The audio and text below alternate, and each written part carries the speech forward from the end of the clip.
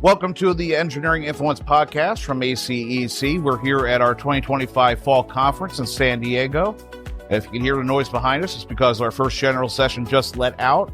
And to kick off that general session, we are joined by a very good speaker on the topic that we have focused on this year's event, which is thinking differently, especially in the age of technology, rapid evolution of technology, AI, and the like. Kaihan Krippendorff. He is a McKinsey alum. He is also the host of the OutThinkers podcast.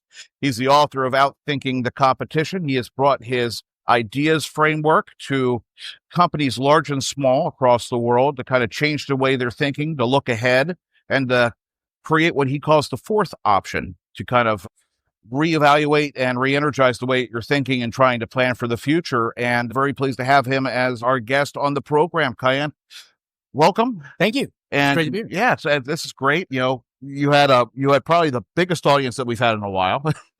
Yeah, congratulations on that. Yeah, thank you. So much energy. Yeah, it was good. I mean, you started off by saying that you're a mechanical engineer by education. Your son Makar is He wants to be a civil engineer.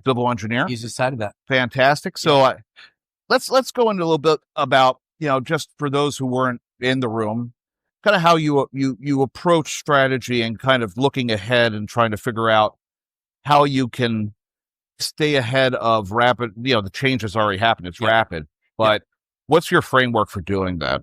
Well, so it's basically says that we need to come up with different ideas when the rules change, right? And the way you come up with ideas, there's certain like natural ways that people end up doing the same thing. Yeah. We like doing those same things.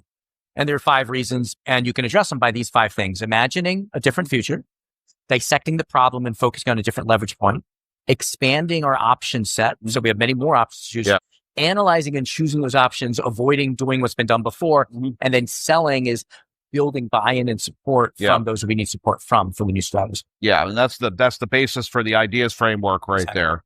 And you used a couple of good examples in your presentation. I think the one that is most relatable is Apple. Yep. And the rise of MP3s, but not just the rise of MP3s, but the way that Apple realized that it wasn't a question of what the content was, but it was more distribution and how people are going to get it. Right. If you want to delve into that a little bit about how they saw that. Yeah, I mean, there's an important concept called the job to be done, which is what do our customers actually really, really hire us for? Yeah. And we often confuse that. And so in this case, music companies started thinking is that what people really wanted was really high fidelity music. Yeah. But really what we want, why do we want to listen to music? For me, it's like to control my state. I want to be in a certain mood. I want to wake up and be energized or whatever. And having a high quality soundtrack isn't so important, but being able to have a lot of selection. So Apple saw that MP3 players was becoming an alternative way to deliver on the job to be done. And what that means is that what you want to out deliver on is different. I don't care what the quality of music is. I want to kind of get you 1,000 songs in your pocket. And then that changes what capabilities you need. You need distribution capabilities, not production capabilities. But the main thing that we talked about was that underneath all that is a mindset. The new game requires a new mindset. Just like athletes, when they learn a new approach to playing a game, they have to go through this practice to build in their intuition the right choices. And that's been baked in, it seems, to Apple's DNA from Steve Jobs early on, right? It's kind of think differently. It's that you're not trying to hit the market demand. It's the whole idea is, well, the market's going to want it when we bring it out. Yes. It's not anticipating demand, but driving it. Yes. Let me follow up on that Apple question. It's kind of tied in a little bit to AI, because there's always that talk that Apple's missed the boat on AI, that for some reason everybody else is moving forward, pushing, and they're saying, well, AI is not as fully fleshed out in Apple's operating systems or products. Where do you see that? Do you think that they're just waiting and just trying to kind of figure out where to go with it and realize that everybody else is too early to the game? 3 quick things to say. First of all, Apple doesn't view itself as a technology company. It views it as a customer company. When they changed, they really started scaling when they took the name Apple Computer and changed it to Apple. So that's the first thing, is knowing who they are. And so as such, I think they follow customers carefully, and they're going to follow the customers as they ask for the AI. The third thing I would say is they have a long pattern of being seconds. We think it was innovative, but they didn't develop the first MP3 player. They didn't develop the first smartphone. They didn't develop the first tablet. They wait. then when they see the market coming, then they come in better. Yeah. So it's a good indicator of exactly where we are right now and where they are. Yeah. Let's apply that a little bit to the engineering industry, because you made a good point early in the presentation that, there's certain things in the work that will not change. It's grounded in physics. You have things that are immutable. You're not going to be able to do that. But when it comes to the business side of things, norms, regulations, all that changes, right? So for an engineering firm leader, for a CEO who's trying to figure out 5-10 years down the line, what are my opportunities here, especially with technology growing, a greater demand in the marketplace for digital delivery. It's not just the bridge now, it's the data surrounding the bridge, right? Yes. In your experience, how should a leader take advantage of this opportunity to kind of set the framework, to do the right strategic planning, to position themselves appropriately for it? Yeah, I mean, in the talk, we covered like 5 different areas on 5 things. But in the talk, we talked about these 5 different areas. But I think of all of them, I think that the best starting point is to imagine that we are not an engineering company. We are a something company that happens to be doing what we're doing through engineering. And when we take that mindset, which is a little bit more like the Apple mindset, is what is the job? What are our customers really trying to do? They don't want a bridge, right? They want less traffic. They want the city to grow. So we are help cities grow and create manageable lifestyles for their citizens company. We happen to do that through engineering. And then you could think about how would that kind of company approach this challenge? And what you'll see is that there'll be other technologies or approaches or expertises that you would bring into the solution that right now you're not thinking are within the scope of what you do because you're defining yourself in a certain way. That's an interesting idea and way of thinking.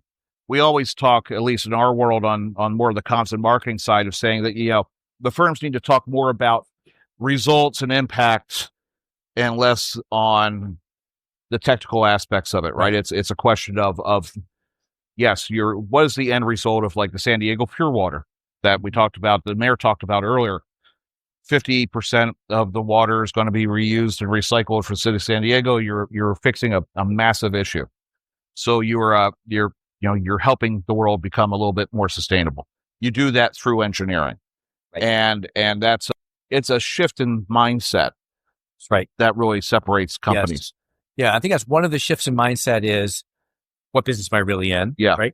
Another shift that I think goes along with that and naturally is what I call coordinate the uncoordinated, because it's unlikely that you are going to provide all of the solutions to the water problem. And so what you do, and it also relates to another shift in mindset about be good. So you combine those two, if we can create this movement around sustainable water consumption in San Diego, and then we can say we can coordinate all the other stakeholders, then we can start being part of a collective solution.